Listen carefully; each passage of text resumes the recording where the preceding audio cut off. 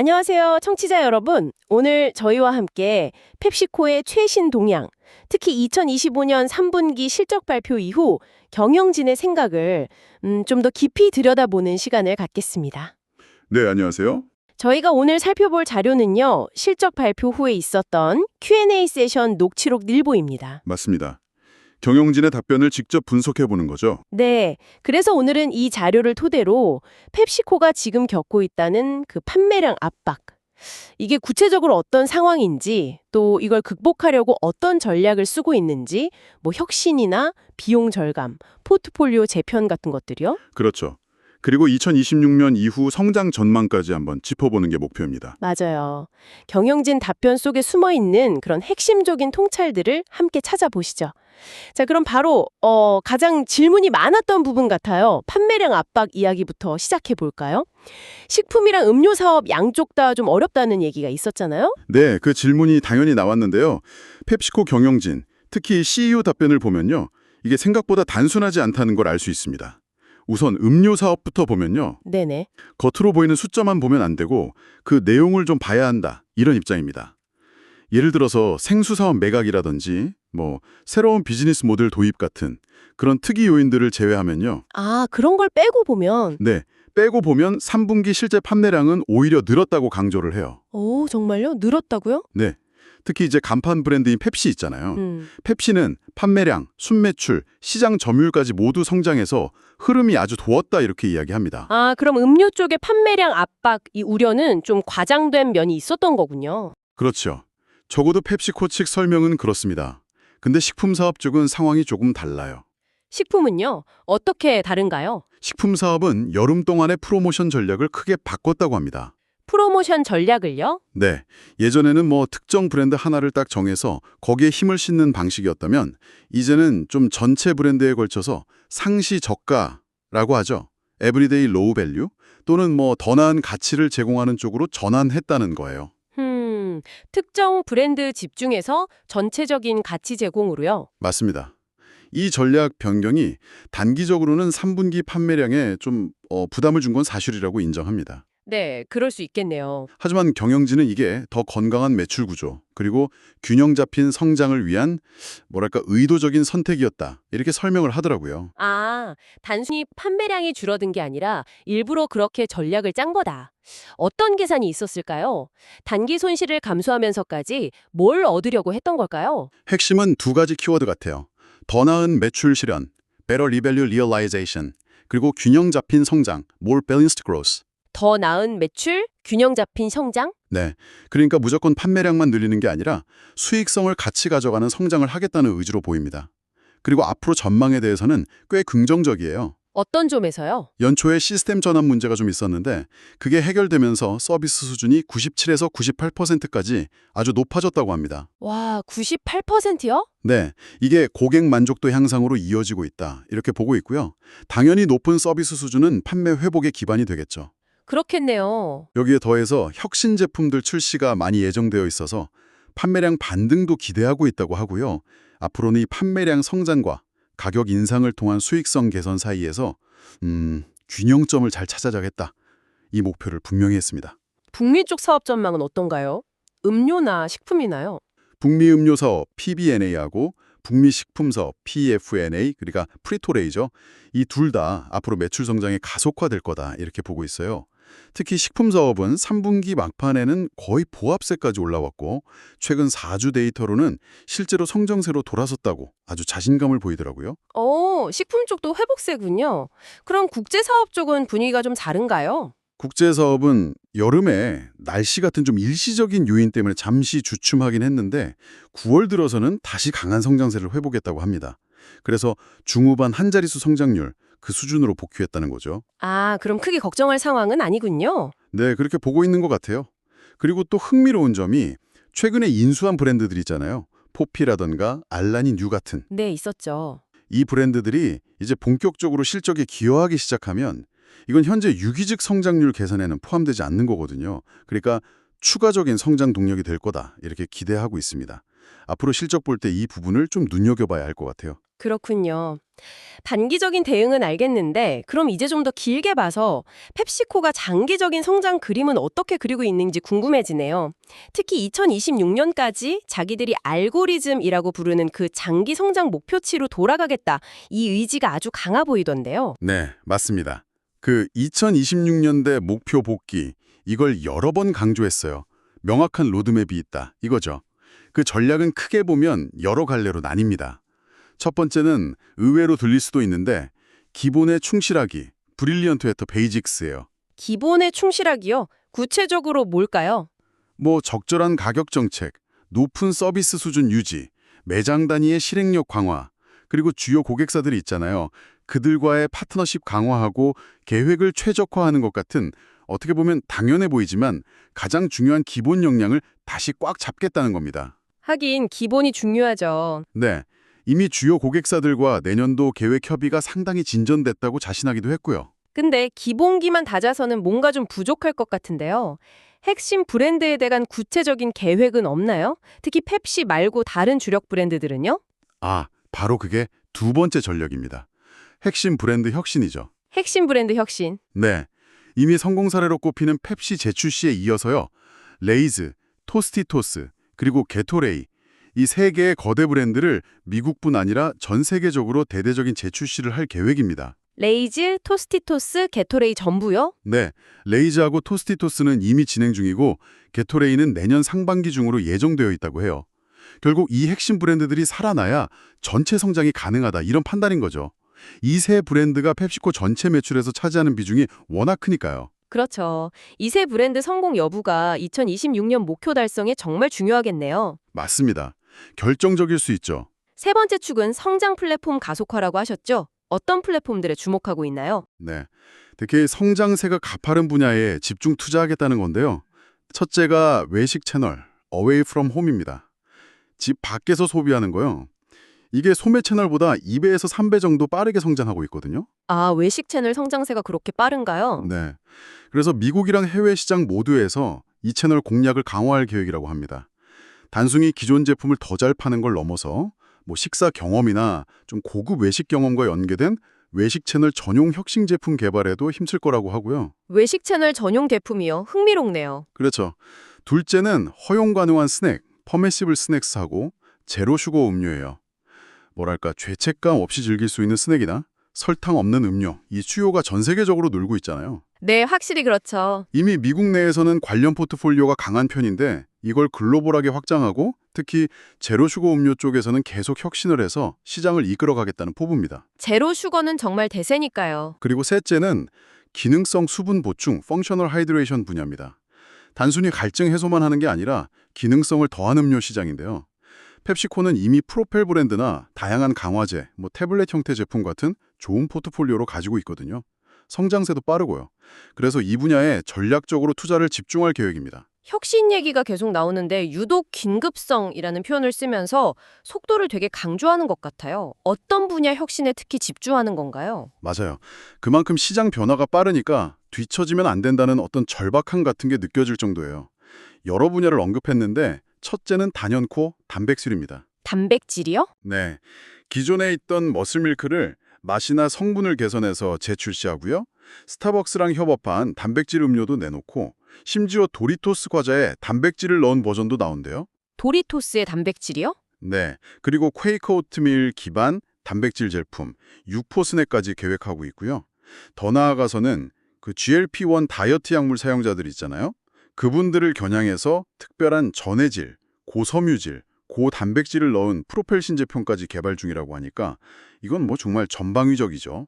와, 단백질에 정말 진심이네요. 그 외에 다른 혁신 분야는 없나요? 이 많은 분야 중에 펩시코가 제일 성공 가능성 높게 보는 건 뭘까요? 단백질 외에도 중요한 축이 몇 개 더 있어요. 둘째는 인공 첨가물 배제, No Artificials입니다. 아, 클린 라벨이군요. 네, 이미 레이즈랑 토스티토스 일부 제품에는 적용 중인데 이걸 2026년까지 나머지 스낵 포트폴리오 전체로 확대할 계획이래요. 그리고 네이키드라는 이름으로 아예 색소나 인공 첨가물이 없는 새로운 브랜드 플랫폼도 선보일 예정이고요.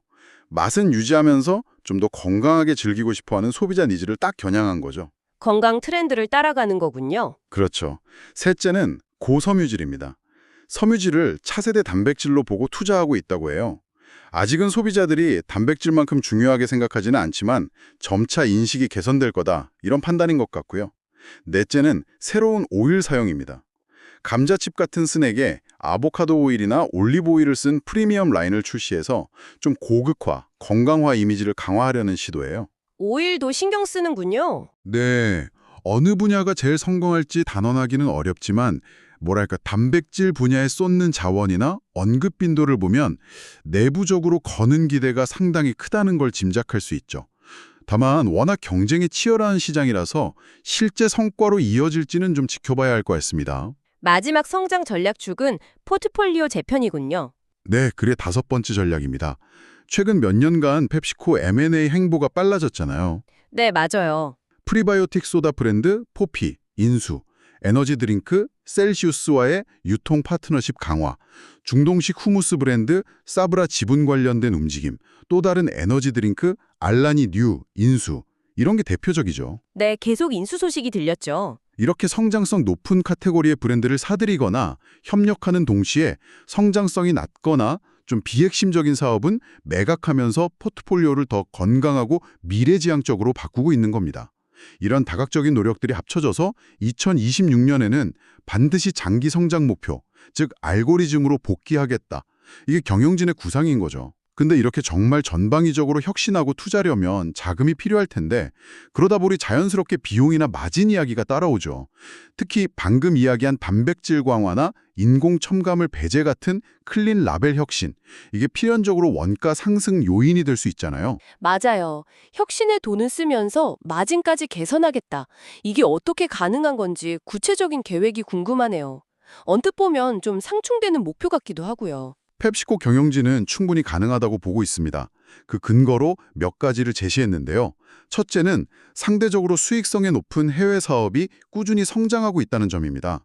회사 전체 평균보다 마진이 좋은 해외 사업 비중이 커지면 자연스럽게 전체 마진도 개선되는 효과가 있겠죠. 둘째는 북미 음료 사업 PBNA의 마진 확대입니다. 3분기에는 관세 같은 일시적인 요인 때문에 좀 주춤했지만 4분기부터는 다시 마진이 좋아질 걸로 예상하고 연간으로 보면 마진 개선 흐름을 이어갈 거다, 이렇게 보고 있고요. 근데 가장 주목할 부분은 세 번째, 북미 식품 사업 PFNA, 즉 프리토레이의 비용 구조 개혁입니다.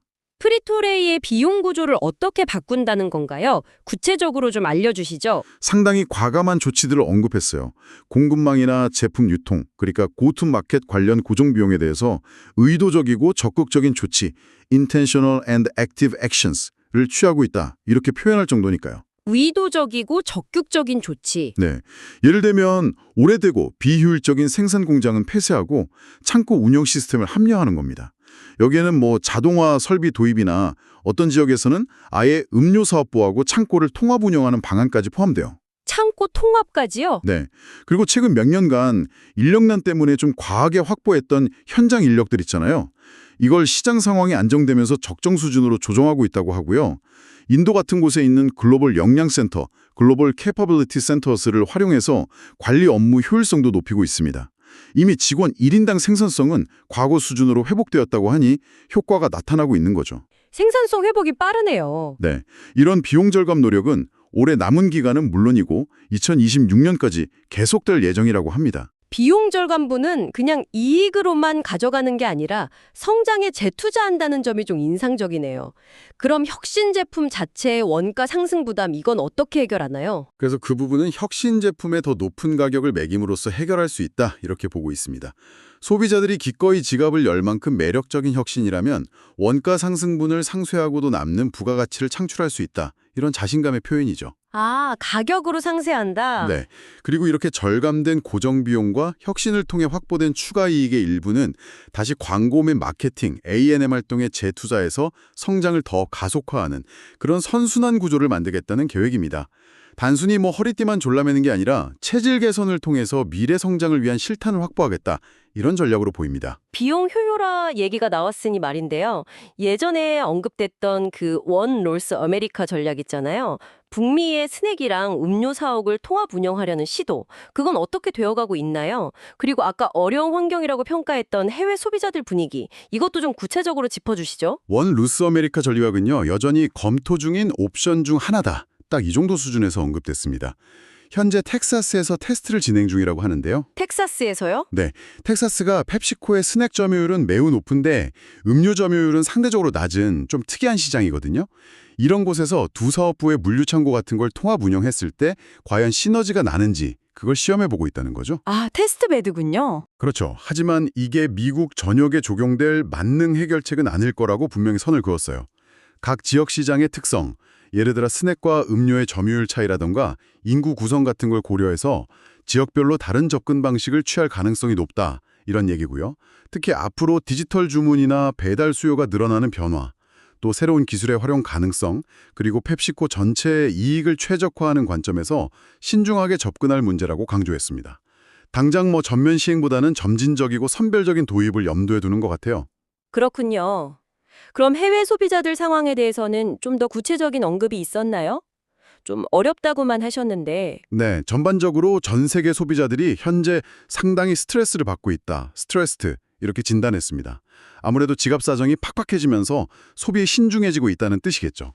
네, 요즘 다들 그렇죠. 특히 중국 시장의 소비 심리 위축을 구체적으로 언급했고요. 인도는 여전히 성장은 하고 있지만 예전 같은 그런 폭발적인 기세는 아니라고 했습니다. 날씨 영향이랑 같이 음료 시장 경쟁이 치열해진 탓이라고 분석했고요. 인도도 경쟁이 심해졌군요. 네, 반면에 중동 지역은 비교적 양호하고 유럽 내에서는 동유럽이 서유럽보다 상황이 낫다고 평가했습니다. 멕시코는 미국 내 히스패닉 소비자들의 경제 상황이나 이들이 본국으로 보내는 송금의 규모에 영향을 많이 받는다고 분석했고, 브라질은 경제 상황이 좋아서 견조한 성장세를 이어가고 있다고 밝혔습니다.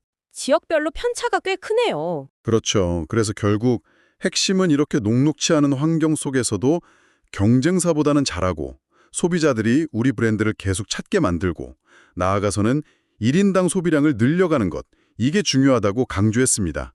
어려운 시기일수록 브랜드 파워나 실행력이 중요하다는 이야기겠죠. Q&A에서 유독 좀 강조된 브랜드들이 몇 개 있었잖아요. 펩시, 게토레이, 마운틴 듀 같은 핵심 브랜드들. 이 성장 전략이랑 함께 왜 어떤 혁신은 내부 브랜드를 활용하고 다른 혁신은 M&A를 택했는지 그 배경을 좀 더 파헤쳐보죠. 이 부분에서 펩시코의 어떤 전략적인 고민 같은 걸 엿볼 수 있습니다. 네, 맞아요. 특히 펩시의 성공 요인이 궁금합니다. 그냥 탄산음료인데 전 세계적으로 그렇게 잘 나간다고 하니까 비결이 뭘까요? 펩시 성공 요인으로 몇 가지를 들었는데요. 첫째는 한 1년 반 전에 단행했던 브랜드 재출시, 리런치, 이게 성공적이었다는 겁니다.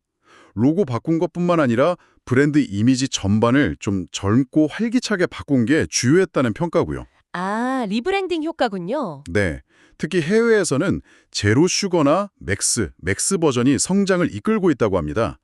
미국 내에서는 음식 앤 펩시, Food Deserves Pepsi라는 캠페인을 통해서 외식 채널이랑 식사 상황 공략에 집중하고 있어요. 단순히 콜라만 파는 게 아니라 음식과 함께 즐기는 음료로 포지셔닝 하려는 거죠. 투자도 늘리고 있고요. 음식과의 연계? 네, 제로 슈거 버전의 인기랑 더불어서 와일드 체리, 크림 소다 같은 다양한 맛, 플레이버 제품들이 젊은 소비자들을 끌어들이는데 큰 역할을 하고 있다고 분석했습니다. 맛의 다양화도 중요했군요. 마운틴듀나 게토레이는 어떻습니까? 게토레이는 재출시가 중요하다고 강조했죠. 네, 마운틴 듀는 바하블라스트 맛이 엄청난 성공을 거뒀다고 해요. 원래 타코벨 전용 메뉴였는데 이제 소매 채널에서도 팔면서 연간 10억 달러 규모의 거대 플랫폼으로 성장했다고 하네요. 10억 달러요? 와. 네, 여기에 더해서 최근에는 좀 크리미한 질감과 맛을 더한 더티듀라는 새로운 맛 플랫폼을 선보이면서 계속해서 젊은 층을 공략하고 있고요. 게토레이 같은 경우는 재출시가 정말 중요하다고 거듭 강조했는데요.